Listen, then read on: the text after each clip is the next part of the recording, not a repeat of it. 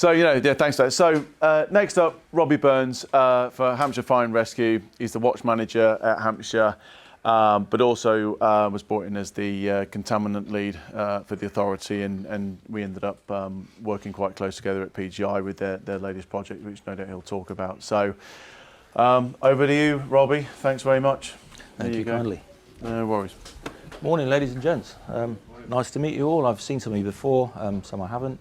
So my name's Robbie Burns, as you can see. I'm currently a watch manager in the Ops Assets Department of Hampshire and the Isle of Wight Fire and Rescue. Seconded in, or asked to come in fact, based on my history, and I'll go into that in a little detail going forward. So I joined Hampshire and the Isle of Wight Fire and Rescue Service aged 34 from a 15-year career in the Royal Navy. I saw the light and jumped when I'd, 15 years in. So a couple of kids, and I thought it was time to move on and do something differently. A job of my dreams, most certainly still is, to be fair. It's what little boys look at every day. We have kids waving at us every day on a fire appliance. It's a magical thing.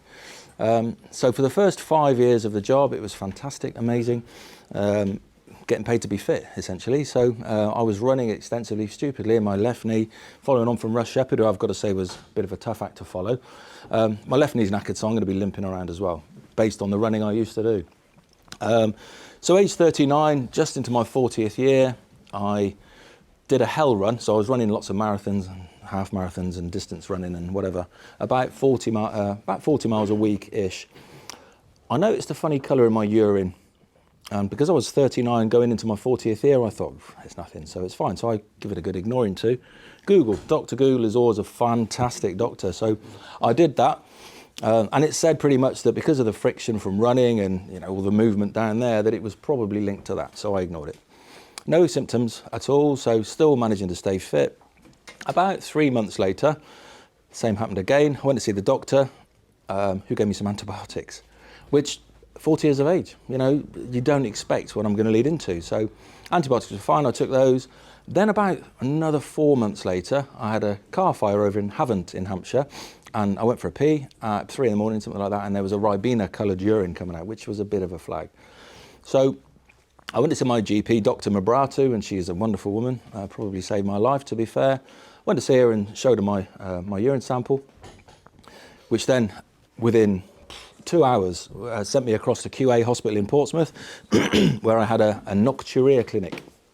Sorry, no, I lied. A hematuria clinic, which is blood in your urine. So my thought when that came to fruition was probably a really significant disease of some sort. Anyway, I went across to QA. They started with ultrasounds, the least invasive part of the procedures. So they did what they did, culminating in a wonderful experience called a cystoscopy. So I don't know if anybody in the room has ever had one. It's not advisable, essentially. I've not had children, so I'm not going to try and black cat ladies that have had kids. I'm really not. However, they lie down. So I was in an ante room then, got dressed into a gown, as you do, showed me bum, walked into a room with 3 nurses and a TV screen. Lay on the couch. Happy days.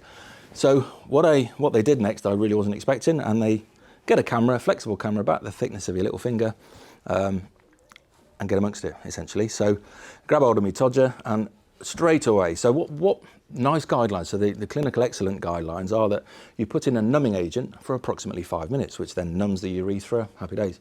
It's the NHS, isn't it? So this is a lubricant, nothing more than a lubricant. So they whacked it in, which was an interesting kind of experience in itself. Then they go, wham, bam, thank you, mum, with the camera straight in, which is quite shocking. I've not done any German stuff in terms of the porn industry, so I had no experience of this before. So it was quite a shock, to be fair, and not a great one. So anyway, they infiltrated my bladder, they went into the bladder, and I'm going, Jesus, get this thing out of me. And one of them, so at that stage, people were still really upbeat, which was fantastic. It's not going to be a problem, it's not going to be a problem. I'm 40 years of age, it's not going to be a problem. Anyway, the camera went into the bladder. She said, do you want to look at the screen? And I'm going, not really, to be honest, I just want this fucking thing out of me. Anyway, I looked at the screen to see a fist-sized tumour, I kid you not, with its own blood supply, waving around in the urinary part of the bladder up towards the ureter, one of the ureters, which is fascinating in itself, but it was actually my bladder, so it wasn't so fascinating at that stage to see this disgusting mass that I'd ignored, I'd been treated with antibiotics for, because 40 years old, 40-year-old people do not get bladder cancer. They do not. It is less than 6% of the UK get bladder cancer aged 40 to 49. So it's a 65, 70-year-old. That's why I was treated as a young man, a young, fit individual with antibiotics. Of course, firefighters are very fit generally anyway. We're less than 18% obese compared to 50% of the general public. So we keep ourselves relatively fit, which is a double-edged sword essentially, because it masks a lot of symptoms that we live with. You know, we get on with, and then we present, unfortunately, a later stage with a significant disease. So, going back to the camera, they showed me the disease on the camera, and they had the upside-down faces at this stage, and pretty much darkness had entered the room, which changed my life, to be fair. They whipped the camera out. I was then just rabbit in the headlights, as you can imagine. So I'm a father of 3 children. My wife was 32, which is key, so I'll move on to in a moment, and I'm just 40 at this stage. Camera's gone out. I've made my way back to go and get dressed into my civvies, my clothes, walked into the room, and then I woke up. I don't know how long, maybe 2 minutes, maybe 10 minutes. I really honestly don't know. I'd fainted. Clearly the fainting or the mixture, the syncope was, I'm thinking, because they just put a camera where they shouldn't have, and my brain is going, not a big fan of that. And also because I've just been given that devastating information that actually I've got a fairly aggressive, significant disease going on. So, walked into the bathroom area, as I said, I then fainted and then woke up. Like, a bit of a sore nose as well. And you can probably see, if you have a close enough look, I actually headbutted the sink. I've got quite a proboscis, as you can see, but I headbutted the sink as I went down, which split my nose. Been broken a few times before, ex-military, I won't go into that story but too much, but broken nose, properly broken nose, with a massive hole going across the top, which then required 7 stitches. So a really shit day in the office, to be fair. One of my worst days. So then in to have 7 stitches in A&E. I hadn't told my wife that I was going for this procedure. So my wife was at home with 2 young children, a 7-year-old and a 5-year-old. I'd taken public transport to be discreet and sneaky. I'd gone across on the Gosport ferry, which I still love. Gosport's a tip, but the ferry's amazing. So over to Portsmouth, public transport from Portsmouth to QA Hospital, where I'd had the procedure done. At this stage, you can imagine I've now got 7 stitches in my face, 2 black eyes that are closing fairly rapidly, which is fine in Portsmouth because a lot of people have black eyes in Portsmouth. So I kind of, I blended in. Anyway, without the humour, I got back on the bus, walked back, and then obviously the ferry back, and then went home. Walking home, just incredible. You cannot explain this. So I walked into the house, my 7-year-old daughter, 5-year-old son. 7-year-old daughter looked at me, little Lola, she looked at my face, clearly with 2 black eyes now and a broken nose all across my face, and she collapsed. So this story isn't just about me, Robbie Burns, standing up here as a watch manager in the Isle of Wight, or Hampshire in the Isle of Wight Fire and Rescue Service. I'm a firefighter at the age of 40 with a diagnosis of bladder cancer, which has to be linked. There is no proof to say it isn't, which is key here. Has to be to the job I do. We now know that there's a chronic exposure, and I think mine was more of an acute episode where I went to a fire. It was a chicken shed fire of all innocuous things, and I felt lousy for a couple of days. I had a good lungful, flu-like symptoms, which I can imagine some of us firefighters in the room have experienced after a wear. You get a bit nauseous, you've had a breath, you've had a cough, you're a bit irritated, headaches. Not great particularly. So that then led my surgeries. Within 2 weeks, I'd gone back in for surgery to remove this mass. A guy called Byron Walmsley, who was a brutalist, to be honest. I think he quite enjoyed doing it. I think he's a bit of a creature. So they removed this fist-sized tumour over a number of attempts, and then the rigid cystoscopy then is even more interesting than the flexi one. It's just a big tube that goes straight into your urethra, and it ripped everything and split my bits, and an uncomfortable process. Following on from there, I've had something like 30 surgeries, transurethral, and 19 sessions of chemotherapy, which to anybody who's experienced that or know people that have it, it's pretty much worst day in the office every time you have that procedure for a week. Grim. So please, again, take me out of this equation. I'm a firefighter that is in the service, that has been exposed to toxicants, toxic chemicals, and then I was diagnosed at a very young age with a bladder cancer. And every one of the surgeons I've seen, these professional people have said, surely not bladder cancer, you're too young. Everybody has said that. So the link is absolutely massive. We are suffering at a rate of something like 4 times the national average with cancer. 4 times. So up to 5.6 times. This isn't me just making these figures up. These are scientific evidence gathered from lots of different studies. We've now got a study of over 10,000 individuals, which makes it a legally binding study for some of the chemists in the room, which means that this is real evidence. This isn't just nonsense that we're making up. This is a fact. A lot of what we can do, and I've experienced this now, we have a lot of cultural change to do, a lot of things we can all do in the room as managers, as individuals that go anywhere near stuff that is after killing us. We can make those fundamental changes. Little things like wearing nitrile gloves, which I know that the fire service here are now doing up at Biggin Hill, based on some stories from last year. Nitrile gloves, you put those on, you touch anything, you ditch that stuff. So we suffer in the service. We don't have enough evidence from females in the service, but we suffer a disproportionate amount of testicular cancer. Now the logic behind that is I go to a fire truck at 8 o'clock in the morning, 9 o'clock in the morning, I touch everything and I do my BA set. I haven't washed my hands, I go for a pee. Who washes their hands before they go for a pee? Nobody. So you touch your bits, we're blokes. You know, we'll have a rummage and all that sort of stuff because we can. So yeah, absolutely. So we do that, and then the transfer of all that nasty crap comes from the fire appliance straight to us. Every fire appliance, I would suggest, after 5 years of age, if you live in that kind of area, has been to a really toxic environment. Firefighters are explosively brilliant. We're brilliant out on the fire ground. We are 150, 200%. We are explosively good. We save lives, we smash doors in. We're properly lazy. When we've done that at 3 in the morning, that car fire, what do we clean when we get back to station? Not very much. We don't shower. We don't shower. You know, how ridiculous is this? So we'll come back from a fire call 3 in the morning and we'll go straight back into bed. I'll clean the BA set at 7, 8 o'clock when I get back up. And you don't, because you get another call. So that BA set is never clean properly. So we find ourselves in a situation where, we, as I said, we are 4 times more likely to succumb to a disease, but we're also presenting with these cancers at least 10 years younger than the general population. So the 50-year-old man wellness clinic, when you've got the prostate stuff and the digital rectal examination, I volunteer for those actually, I quite like those. They're the best part of the day. I've got to say, the PSA test, the blood testing, should be done for firefighters at the age of 40. So if you're BME, if you're black or minority ethnic groups, sub-Saharan African, you are 40 years of age, normally checked anyway. We should be doing that. We should be encouraging our employers to do that. At the moment, our health checks, I believe, to be woefully inadequate. We get a 3-yearly medical, which is woefully inadequate for what we do, for what we know. Reeling back a little bit, I do sort of go off on different tangents, so I'll try and keep on track. So in 2018, a service not too far away from this one commissioned one of their members of their senior team to do a dissertation. Now that dissertation was done as part of their MBA, and it took the title of Fire Contaminants on Fire Stations, 2018. The dissertation was written and it's in the public domain, and that found that 2 stations not too far from that fire and rescue service were swabbed by professionals in a fully scienced environment. They came, they did a full professional swab. Those 2 fire stations they did were found to have heavy metals and contaminants in the green areas, so the safe areas, at a level that would stop a ship from sailing in UK waters. It would impound that ship. The law would have impounded that vessel. And they've not been cleaned. They haven't been cleaned. So since 2018, those fire stations are still, 5 years down the line, are still contaminated much more heavily still, because they're having BA waste coming back every day. We need to get better. We need to clean. You know, this is a plea from me to you guys. Don't be me. You know, we can change this. We have to have the buy-in from the NFCC and from our exec team, which I think people are moving towards that. We need legislation. If once legislation comes on, we need to make noise for legislation. We can't just sit back as, where's Russ?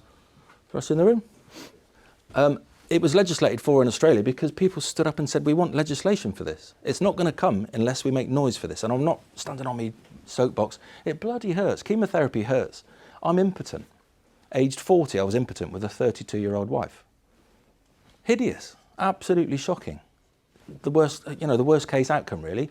They damaged all my... I'm still here. That's probably the worst case outcome, is to be under the ground. But it's devastating. It devastates my family. I visit the black dog. That bastard comes to see me quite often. I go to a dark place. Mental health is something we can all encapsulate. So this is a bigger picture. We need to look after our teams, firstly. Secondly, we still need to look after our teams.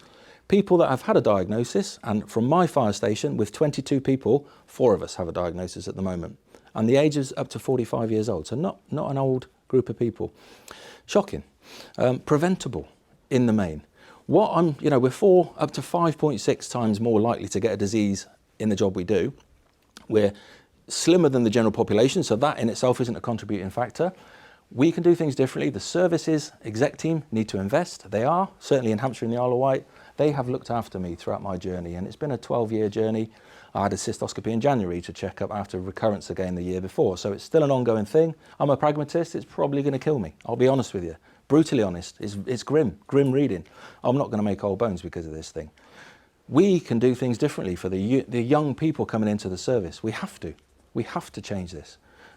For my sake, for my legacy, people are dying unnecessarily. 1 in 2 of us will get a cancer in our lifetime, unfortunately. We need firefighters to be 1 in 2, not 4 times more likely. We need to normalise this. As Russ said earlier, if you don't need to go into a fire, why are you going into a fire? The neutral plane is down to here. Smoke can go this way. Has anybody got PPV, positive pressure ventilation? Most services, I think, are rolling it out. We don't use it enough. We need to use it for car fires. We need to point it at a car. Why are we not using it for car fires? We just go and walk into that and disappear into that smoke of a car fire because it's fun. Not fun having chemo. Really not fun having chemo. And all the other associated nasties that go with it. So we need to work better. We need to work safer. We don't need to smash doors in and go in there if nobody's in there. As the Yanks, a couple of Yanks in the room, as the Americans say, hit it hard from the yard. I'm not a big fan of that cliched comment, but we can. Let's get water in through the window. Let's not go in and risk our team's lives, because we're risking our team's lives. So the acute exposure, the acute risks we manage brilliantly on the fire ground. We've got a chimney breast that's loose. We'll put a cordon out. We'll put a safety officer eye on that. The chronic risk, we don't really care.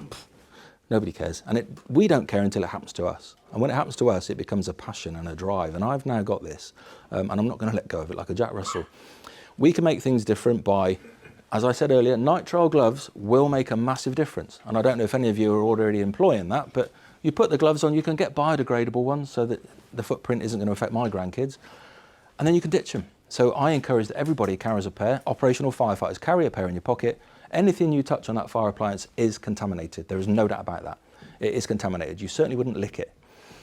We've got to remember that all of that has, as I said, been to a thatch, been to a tyre fire, been to a warehouse fire, and who cleans it? Firefighters don't, because they can't be arsed. Not being lazy. They've got other things to do. Sleep.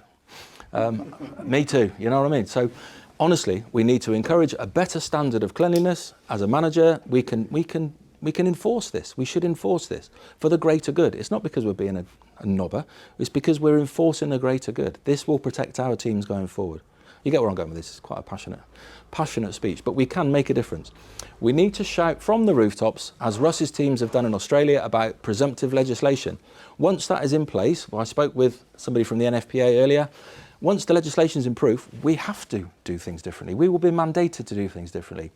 In Scotland, for instance, 7 fire stations have no running water, let alone ablutions for shower facilities. This is 2020, 24 even. It's disgraceful. We can make these changes. Our budget, and I've got to say, they've looked after me really, really well. They've kept the wolf from the door. I would have been out of a job and in a world of trouble I'd have lost my house if it wasn't for this service. However, it's likely this service were complicit in my illness.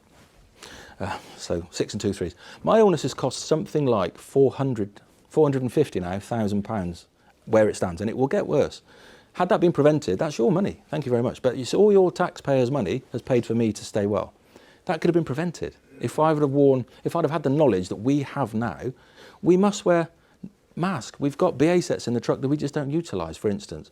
Four BA sets in an appliance in a wildfire, not one of them gets used.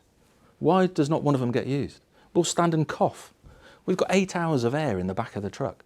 A comfort you can wear in a t-shirt if you're a pump op. If you're not facing that fire, and we've got PPV, we can control the direction of smoke away from us. But we don't. We must.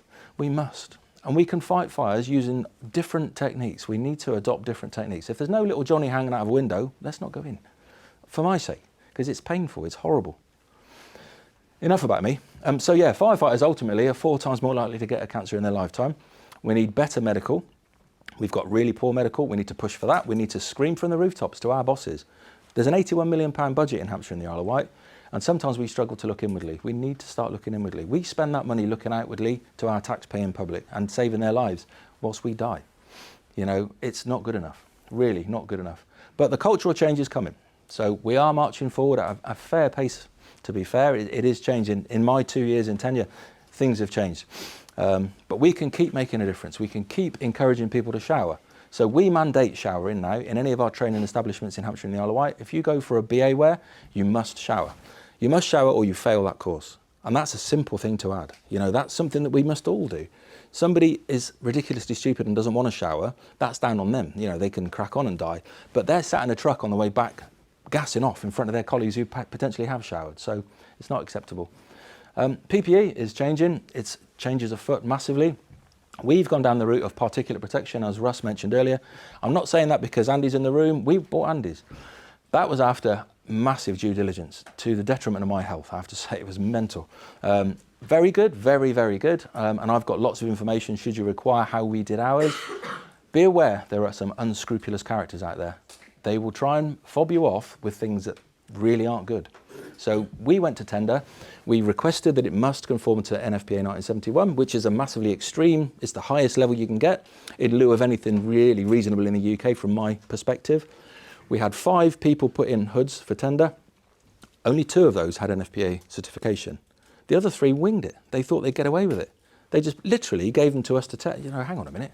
I asked for this and you're not doing it. So I rang one and said, look, you haven't got the NFPA certification. He's like, oh yeah, about that. Yeah, we're probably going to get it.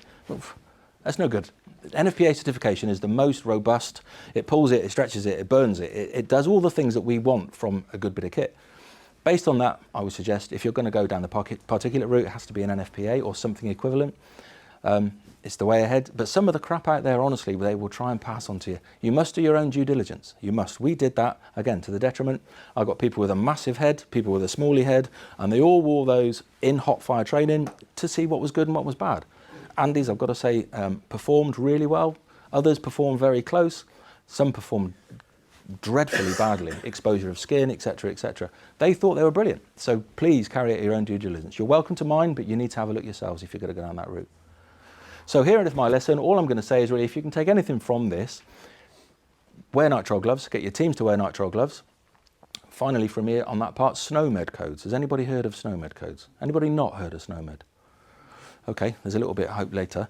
SNOMED is it's a systemised recognition system for firefighters, in fact for lots of things. So as an instance, if you've got multiple sclerosis and you're asymptomatic, so therefore you're not showing symptoms when you see your GP, he has an awareness based on your SNOMED registration code that you're an MS sufferer and you have other comorbidities attached to that. Does that make sense? So if you've got this, you potentially could have this. So the doctor then looks at your SNOMED code, drops down and says, oh, it could be that then, could be that, could be that, could be that, because they're linked to this disease. Firefighting, funnily enough, for the last 15 years has had a SNOMED code attached to it. 2 different numbers. One is firefighter. The other one is, I think it's something like exposure to contaminated materials, like a nail bar technician would have with all the nasties they breathe in. So we should have those on our GP records, much like any veterans in the room, myself. You also have a veterans thing attached to your GP notes for mental health issues that you may have sustained in your industry previously. This is the same thing. When you go and see your GP, like I did, when I was 40, if I'd have had a SNOMED code attached to my name as a firefighter, they'd have gone, oh, hang on a minute, he's got blood in his wee, bladder cancer. They probably, I'd like to think, they would have looked at that and they would have acted much sooner in my diagnosis. Therefore, I wouldn't have gone back last January and have had more tumour removed after 12 years of chaos, grim chaos. So SNOMED codes are massive. You need to put that against your doctor's records. You need to get that out to your teams across the piece.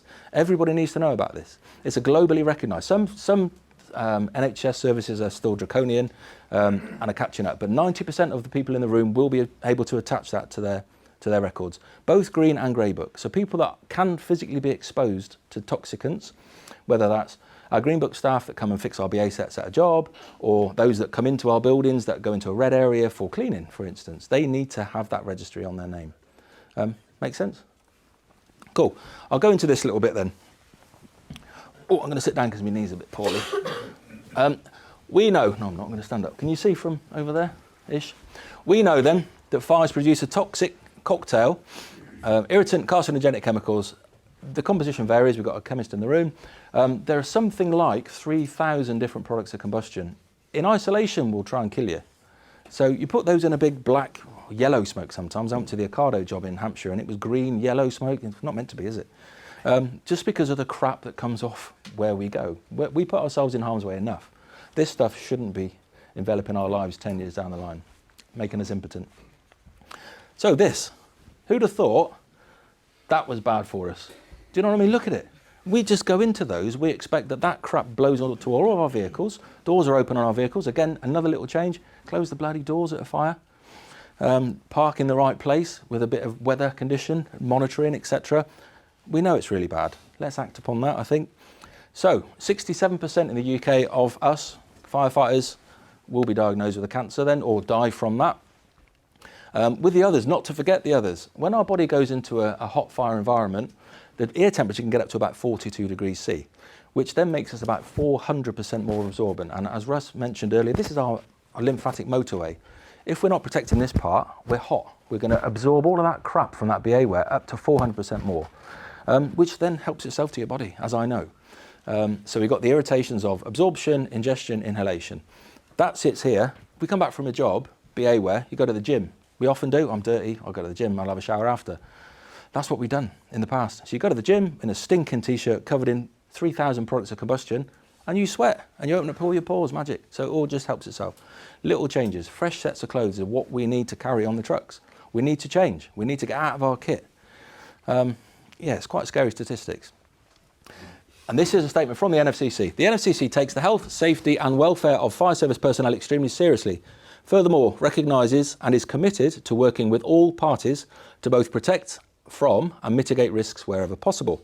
They will continue to work closely with fire and rescue services, representative bodies, medical experts and scientific advisors, sharing a common purpose of reducing risk to a tolerable level. A tolerable level is the same as what civilians have. For me, it's a 1 in 2. We die enough on the job. You know, we die of heat exhaustion, we die of all sorts of traumas. We have lots of mental health issues too.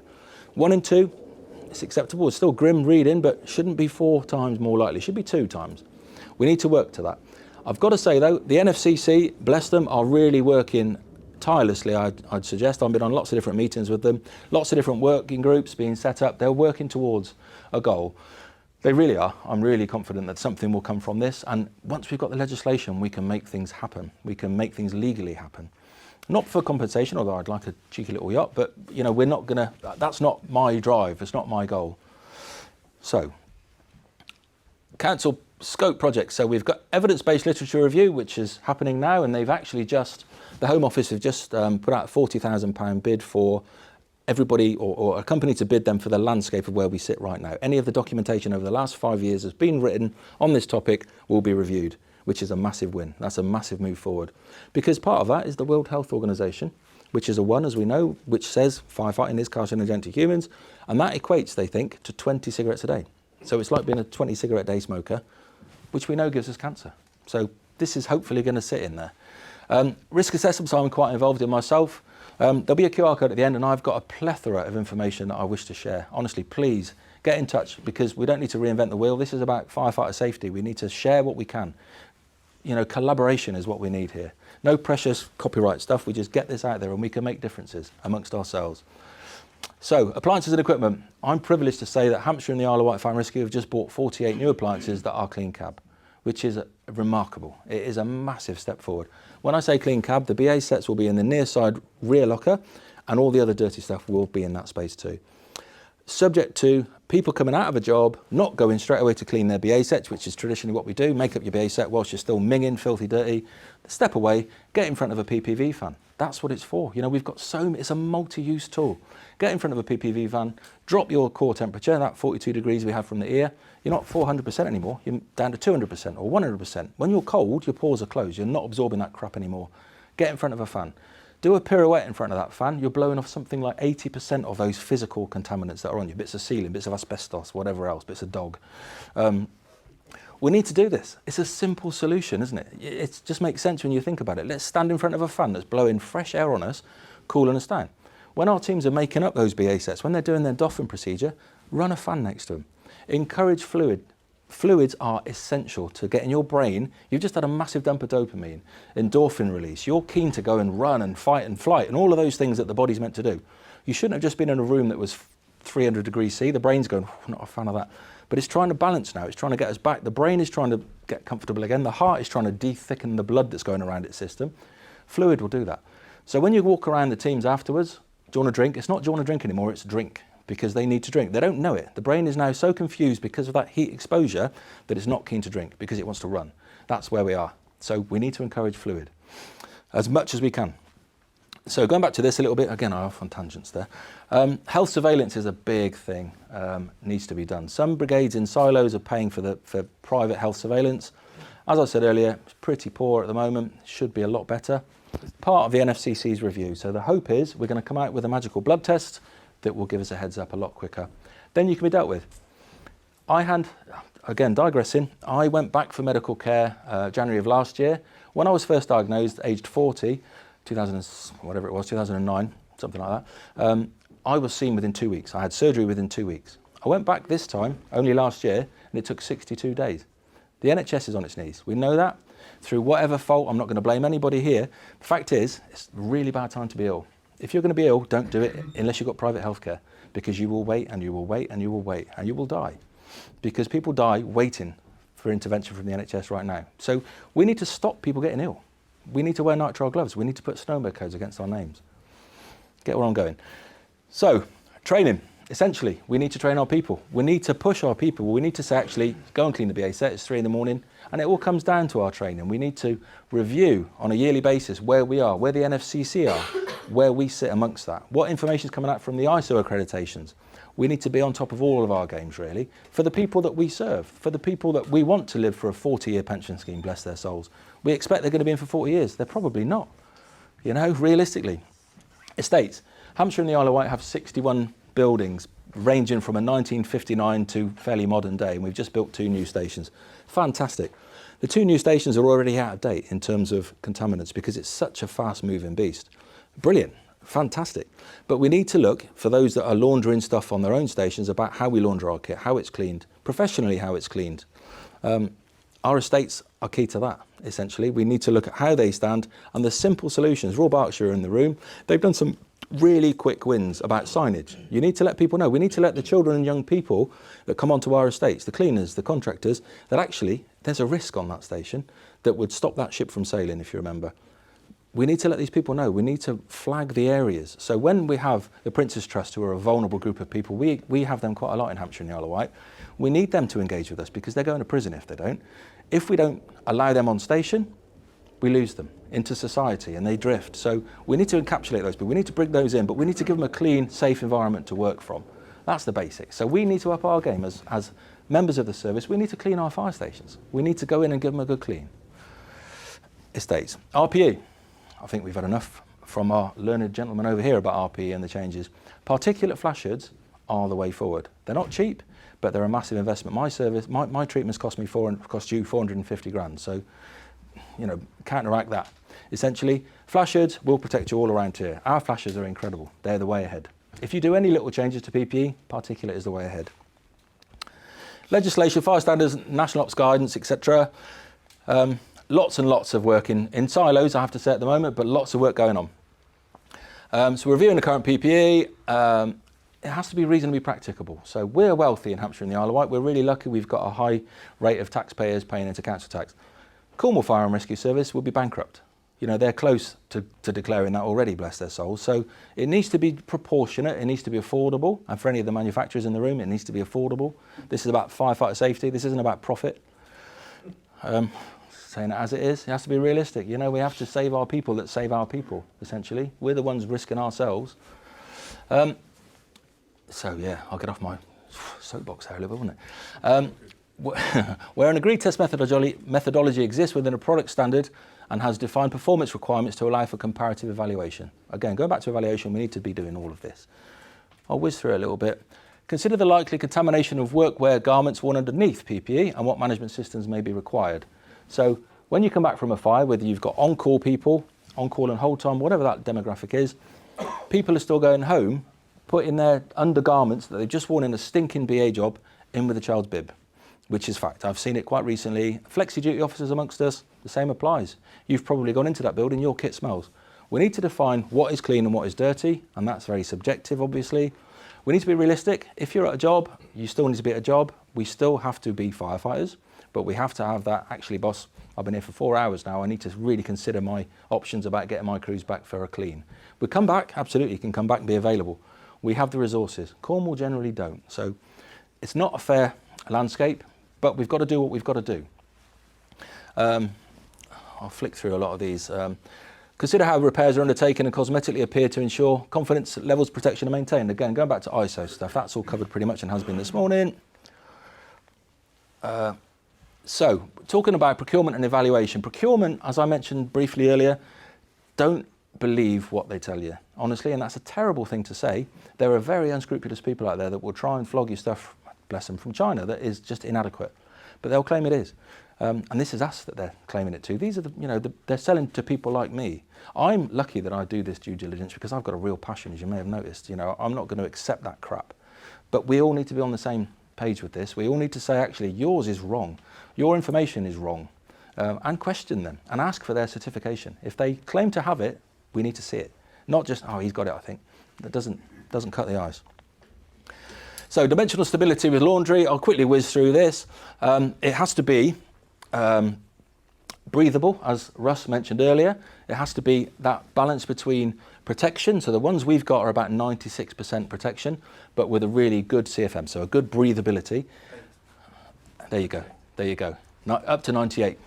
Between 96 and 98. But we've got to remember that poor soul we lost, the last firefighter we lost up in Scotland, died. He was overcome by it all, but he was trying to get his tunic off when he was found. So he was clearly very, very hot. So the particulate protection wouldn't have saved him on that occasion. It's really very sad, but he was bloody hot. So had he potentially, we need to look, I won't dwell on that bit, but we need to think about how hot we get, because we're getting too hot, the blood is thickening, etc., etc. So we're still putting ourselves in harm's way with thicker material. Where are we? Filtration efficiency at the seam as well is part of it. It has to not allow for that crap to get through. So you can have the wonderful flash hoods. Again, if your team aren't showering, there's no point in giving them a flash hood. So we essentially need to look at the holistic approach. I hate that as well. We need to look at the whole approach of what it does. Essentially, I'll whiz through that last part because I'm conscious I'm a million miles an hour. Yeah. Food's been delivered, so we're that's the main part. So as you can tell, lots and lots of work is being done, but in silos, in different fire and rescue services across the UK and Ireland. We need to pull ourselves together, essentially. The NFCC are doing this, but they have a shed load of work also. We need to start forming our own little WhatsApp groups. We have already. The Fire Brigade Union are massively invested in this. Like them or loathe them, I'm a strong member of the Fire Brigade Union. They've helped with this, so they are pushing this to the fore. So the more we can collaborate amongst each other, the more we can make noises, the more we can go like Russ's teams in Australia and get this preemptive legislation, which will change our well-being. It will make us live longer. It will make our young people. It will make Andy's son, who's a firefighter. So Andy's got a vested interest in this. So it's not just flogging you this. He's also got a boy that's wearing it. So, there is that link to it. We all need to be on board with it, for sure. Anyway, here endeth my lesson. I've got, as I said earlier, a plethora of information, from risk assessments to the whole process of buying our flash hoods to everything that we know, really. As much as I've got files and files and files, and I would really like for you guys to have those files and to disseminate. And if you don't want it, ditch it. But if you've got it, you can perhaps use some of it. So please do, get in touch. Thank you.